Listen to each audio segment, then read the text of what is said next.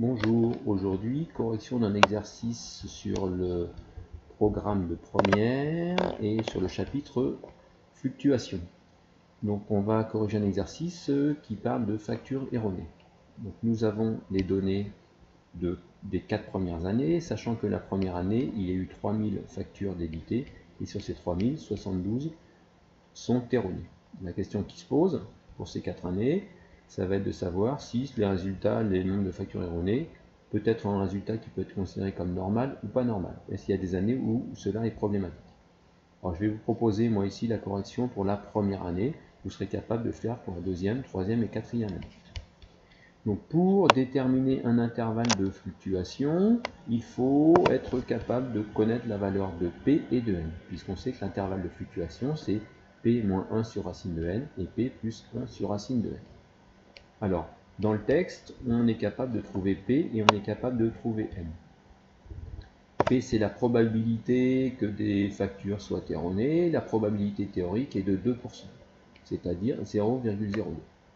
Si on s'occupe de la première année, il y a eu 3000 factures d'éditées, donc la taille de l'échantillon est de 3000. On va donc être capable de calculer l'intervalle de fluctuation.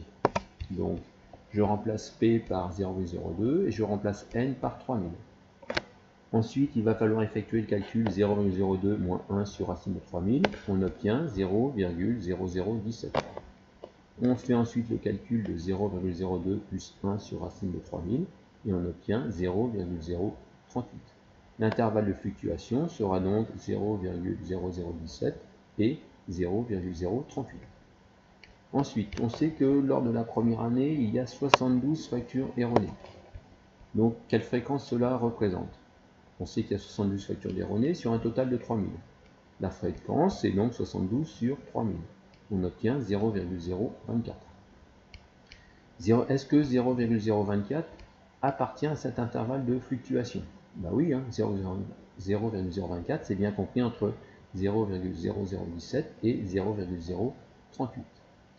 Donc, le résultat obtenu pour cette première année peut être considéré comme normal. Il n'y a pas de problème particulier pour cette première année. Je vous laisserai faire les mêmes étapes pour la deuxième, troisième et quatrième année. Et je vous rappelle que sur le site mathbacpro.fr, vous pouvez trouver d'autres vidéos de correction d'exercices de maths pour les bacs pro tertiaires.